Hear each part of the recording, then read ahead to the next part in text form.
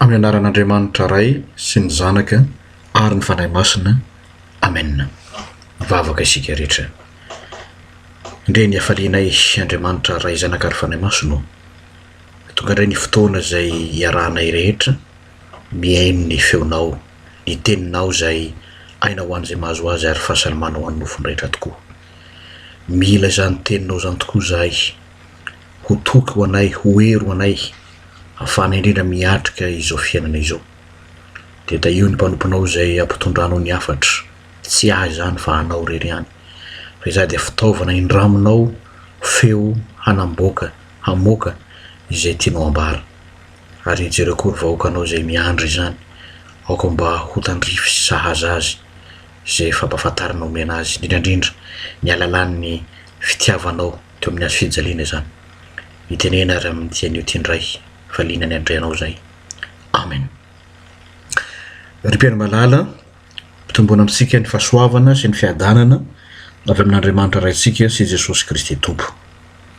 Fifaliana ho any miara-abantsika rehetra isa-tokantrano, isam-baravarana, isaky ny firenena maro samihafa isaoran'Andriamanitra fa amin'ny alalan'ny fitaovana toy ny internet tony dia maro ianareo no manaraka izao fandarana izao eran'izao tontolo izao. Hatrany Madagasikara indrindra izay loharano ipoirany, hatrany ampitan-dranomasina any Amerika, aty Eropa, any Afrika, amin'ny tany rehetra izay ahafahana mandray ny internet dia afaka manaraka izany.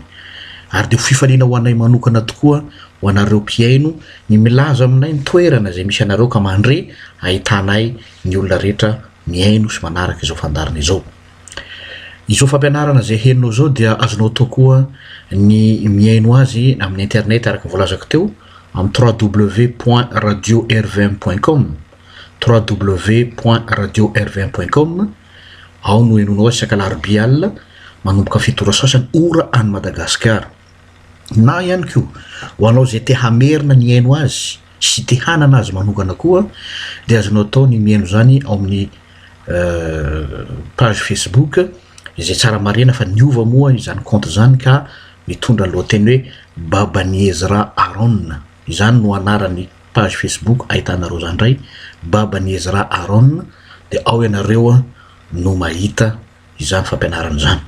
Ho anareo izay te hifandray ka te hanoratra na hametraka fanontaniana ihany koa dia zaza misalasala amin'ny adresse mail pasteur Jean-Luc@gmail.com. Ho anareo fiangonana izay vonona ny ara-iasa rehetra naiza misy antsika indrindra ny aty ampitan-dranomasina dia azo misalasala amin'ireo fomba ifandraisana maro samihafa ireo. Izay ny amin'iny fa irosontsika amin'ny toy ny fampianarana ka androany izany indray isika dia iroso ny amin'ny hoe miaraka voahombo sy miara-maty amin'ny Kristy. Miaraka voahombo sy miara-maty amin'ny Kristy. Mbola ao anatin'ilay andiham-pampianarana mandinika ny amin'ny hazo fijalian'i Kristy hatrany isika izany. Ny teny izay angatsika amin'izany dia ao amin'ny Ramanantombotsoa fahaenina.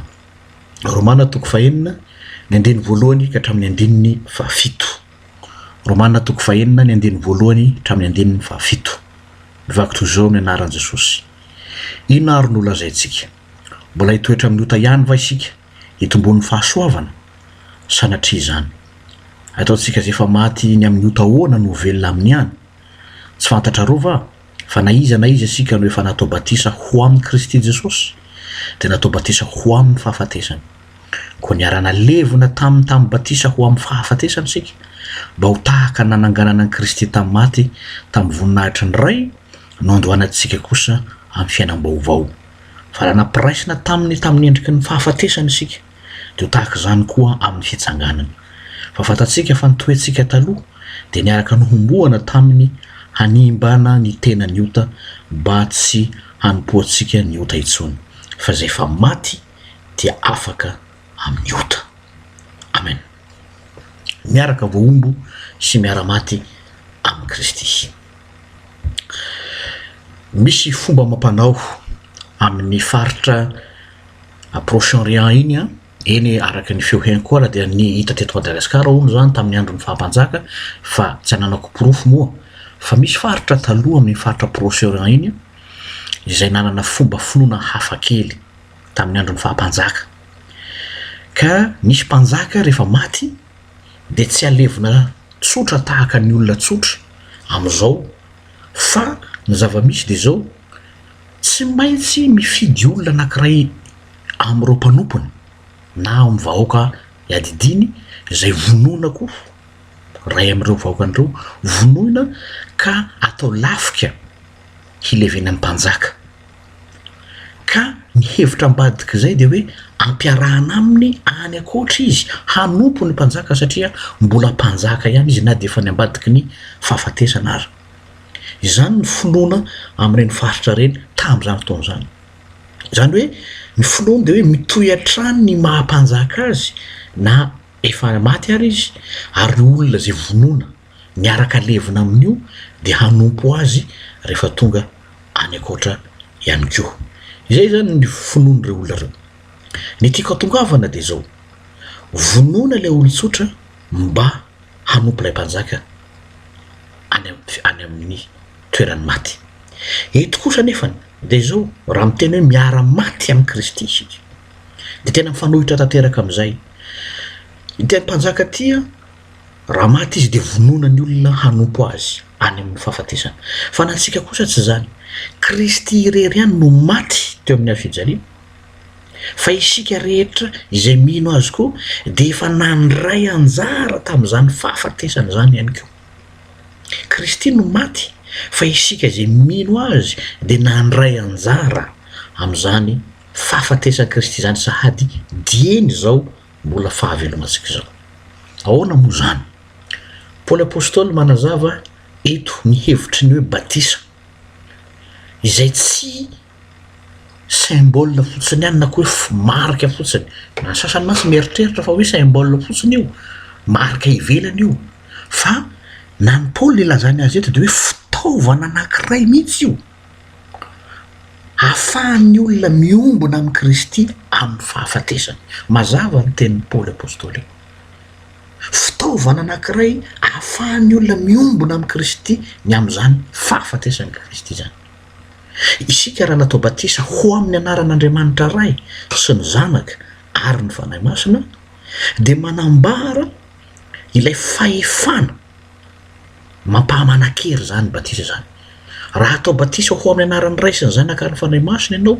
dia tsy hoe fombafomba fotsiny fa manambara ny fahefana hoe atao batisa ho amin'ny anaran'ny ray sy ny zanaka ary ny fanahy masina antsika ka inona no mahatonga azy ho manan-kery ny mahatonga azy ho manan-kery tsy hoe araky ny fiheverana ao anatin'ny eritreritra fotsiny sy hoe tsy heverantsika sosiny hoe zavatra tsotsotra fotsiny fa ny mampanan-kery azy dia satria tsika natao batisa ao amin'ny Kristy natao batisa ao amin'ny Kristy izany hoe natambatra amin'ny Kristy tsika eo amin'ny hazo fijaliana ny fanaovana batisa dia ny fanakambanana ny olona amin'ny fahafatesany Kristy izany no fikendrena ny amin'ny batisa raha eritreretiny zany dia ohatrany zavatra sarotra be ohatrany zavatra abstrait ozany vazana koa hoe zavatra any aneritreritra fa ho azavaina misimisy kokoa izy mba ho azava amintsika jereo ny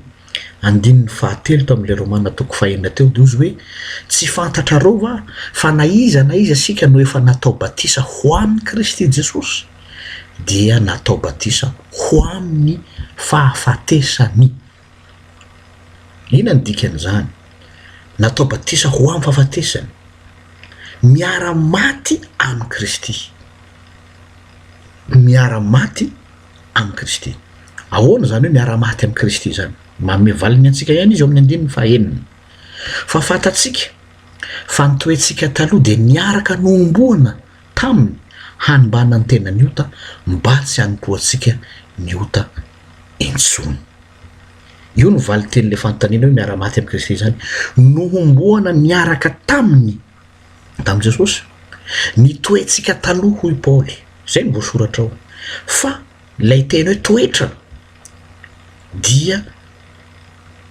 manambara olona mihitsy io, tsy hoe toetra taloha fotsiny fa raha ny dikateny fototra dia azo sosoloana koa le hoe efa niaraka nomboana tamin'ny Kristy koa ilay olona taloha na ilay toetra taloha, ka manambara olona mihitsy zany no niara-nomboana tamin'ilay olona taloha. Izany no tiany resana eto, tsy izy akory zany lay olona taloha resana zany fa lay izaho maizaho aho mihitsy. Zay mahatonga azy nadika ny dikateny sasany hoe toetra le maizy azy aho mihitsy, le fiziako lay maizy azy aho niaraka nomboana tamin'ny Kristy teo amin'ny azy fijaliana. Ka iny dia lazain'ny Paoly ihany koa fa olona iny fa tsy toetra fotsiny ihany, hoe tena izaho mihitsy no niaraka nomboana tamin'ny Kristy teo amin'ny azy fijaliana.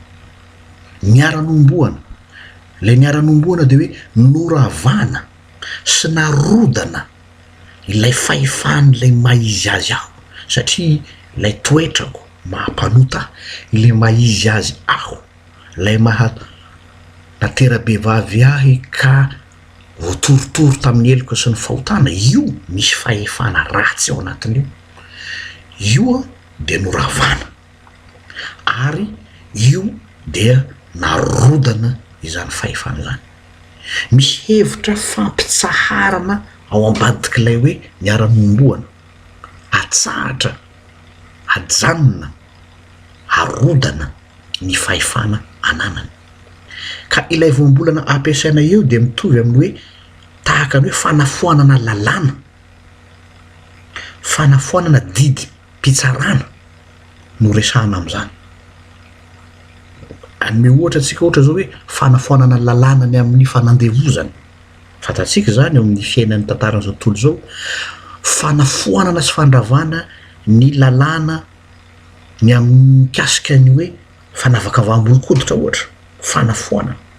Kanefa fantatsika tsara fa raha miresaka zavatra tahaka zany tsika dia samy miara manaiky fa na dia nifoanana aza ny lalàna ny amin'ny fisian'ny fanandevozana, na dia nifoanana aza ny lalàna ny amin'ny tsy tokony isian'ny fanavakavaam-bolo-koditra, dia tsy tako afenina fa mbola misy ihany zany eo amin'ny fiarahamonina sy amin'ny fisainan'ny olona eo anivon'izao tontolo zao, na inona ny resantsika. Ka tahaka zay ihany koa eto, noho izany zany teo amin'ny azo fijaliana dia nofoanan'ny Kristy ny didy miapangatsika, tsy nifoanany akory ny lalàna fa ny didy miapanga, lay didy mpitsarana nofoanana teo amin'ny azo fijaliana. Zay le niara-nomboana tamin'ny Kristy tamin'ny azo fijaliantsika, nofoanany teo ny didy fiapangana.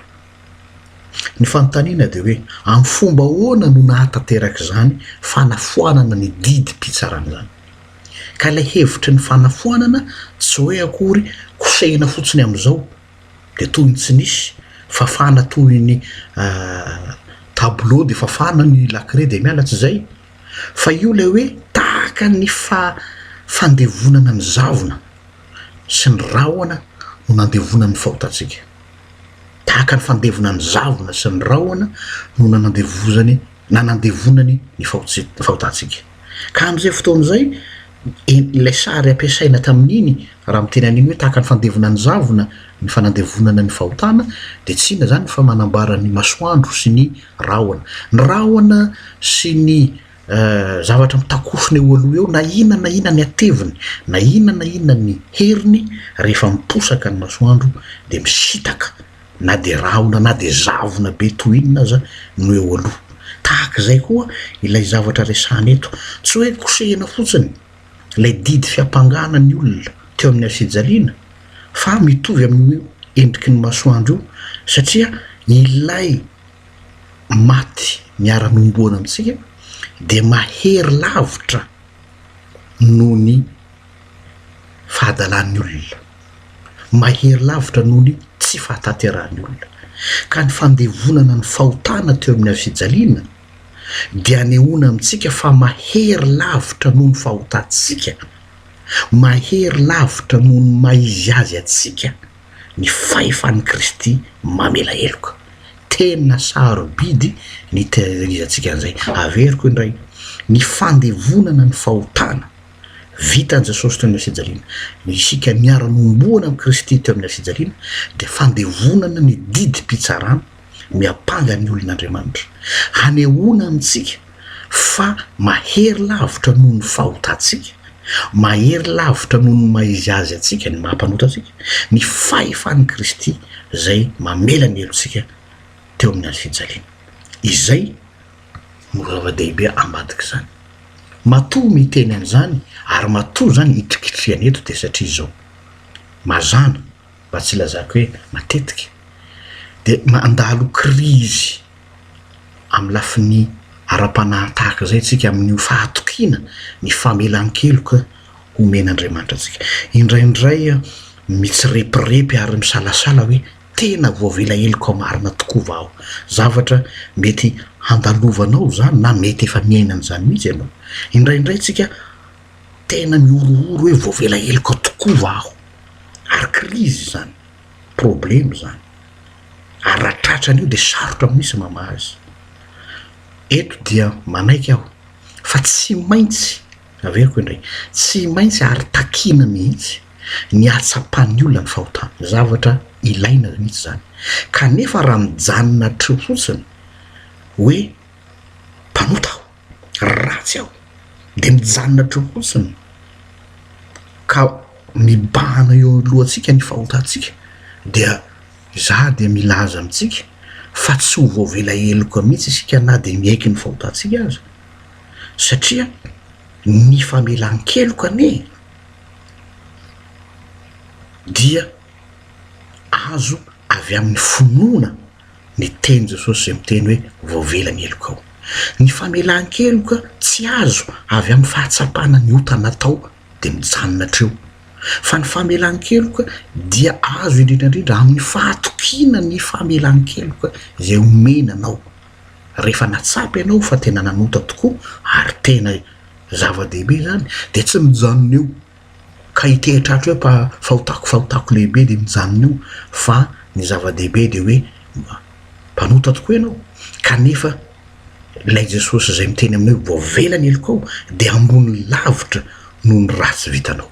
Indraindray heveritsika fa le ratsy vitatsika de tsy voakosiky ny famelan-keloka, mieritreritra tsika fa ny ratsy vitatsika tsy voafafa ny rany Jesosy, tsia na inona ratsy vitan'ny olona, ny famelan-keloka ny dia mahafafa ny heloka rehetra na inona izy na inona izy, satria ny famelan-keloka no hatafidirana ny fiainana mandrakizay. Ka raha tsy voavela heloka ny olona, raha tsy mandray an'ilay famelan-keloka tononona ho azy hoe Jesosy mamela ny heloka ao, de tsy afaka ny hiditra ny fiainana mandrakizay mihitsy na de miaiky ny fahotany azy izy. Ka heloka voavela ny olona zay mandray izany famelan-keloka zany. Zao nefa ny olana ndraindray tsy raisin'ny olona le famelan-keloka atolotra azy, satria nahoana? Satria mibahana be ao am'le olona ny heloka sy ny ota vitany ka mamatotra azy tsy handray le famelan-keloka zay tononona ho azy, ary io de tena problema ngeza be mihitsy. Na inona zavatra resantsika rehefa ny olona tsy mino ny famelan-keloka omeny Jesosy azy de tsy misy lanitra ho azy na dia mitomany isan'andro san'andro noho ny fahotany ary izy. Mazava tsara ny voalaza ny 7 amin'ny Ramanantombotsoa 5 teo fa izay efa maty dia afaka miota. Jereko tsara, afaka amin'ny ota zay efa maty, le maty resahana eto izay voahombo miaraka tamin'ny Kristy de efa niara-maty amin'ny Kristy, ka rehefa niara-maty amin'ny Kristy ianao dia afaka amin'ny ota. Mazava tsara zany, afaka amin'ny ota. Inona ny resahana am'zany hoe afaka amin'ny ota zany? Tsy midika koa zany hoe tsy manota intsony. Zay mantsy ny interprétation ny olona sasatsasany hoe tsy manota intsony ny olona rehefa ao amin'ny Kristy. Tsy zany mihitsy ny dikany hoe afaka amin'ny ota, fa tsy ny ota intsony no tompony teniny farany. Zay le izy, tsy ny ota no tompony teny farany fa Jesosy. Raha ovako amin'ny teny hafa koa de hoe tsy manan-kabara intsony ny ota ho an'ny olona izay efa ao amin'ny Kristy Jesosy. Tsy manana ny heriny intsony koa izy. Ndreka io jerentsika eo amin'ny Lioka toko 7 andiny 4:30 ka hatramin'ny 7:30. Lioka toko 7 andiny 4:30 ka hatramin'ny 7:30 hoe ary ny fariseo anankiray nanasan Jesosy hiara-mihinana aminy ary de niditra tao an-tranon'ilay fariseo izy ka nipetraka nihinana. Ary indro nisy vehivavy mpanota tao an-tanàna ka rehefa fantany fa Jesosy nipetraka nihinana tao an-tranon'ilay fariseo de nitondra tavoara alabastara feno menaka manitra izy. Ary nijanona toy vony tany ilan'ny tongony izy ka nitomany de nahakotra ny tongony tamin'ny volondohany ranomasony sy namoaka azy tamin'ny volondohany de nanoroka fatratra ny tongony ka nanositra azy tamin'ny menaka manitra. Ary no nahita izany ilay fariseo nanasa azy de nanao nakapo hoe raha mpaminany ity de ho nahalala io vehivavy nanendry azy io sy mitoeny fa mpanota io. De mitsambikina antsika amin'ny 7:70. Ary am'izany de lazaiko aminao voavela ny elony be fa be fitiavana izy fa izay voavela tamin'ny kely dia kely fitiavana. Ina ny zavatra resana am'izany?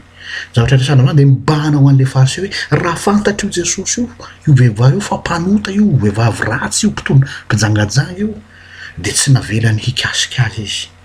Izany na ny olona mibahana ny ratsy vitany sy ny tantarany. Na ny Jesosy tsy izany, fa na ny Jesosy de zao natsapany zany tokoa le vavy matoy izy nitomany teo an-tongony dia mihoatra izany. Tsy nijanona tamin'izany izy fa teo izy hoe voavela ny elony be. Izay no sarobidy ry havako. Tsy ny fahotana vitanao no zava-dehibe. Eny, ratsy zany.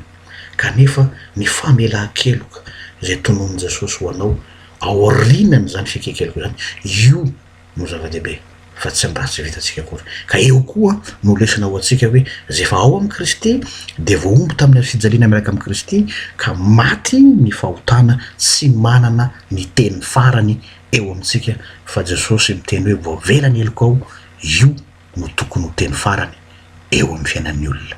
Voninahitra reo an'Andriamanitra zay zatra amin'ny taloha indrindra ka ho azy mandrakizay. Vavakisika. Sotranao zay Jesosy io no ny fanomezanao toky ary anananay toky ny amin'ny famelan-keloka izay tononao anay.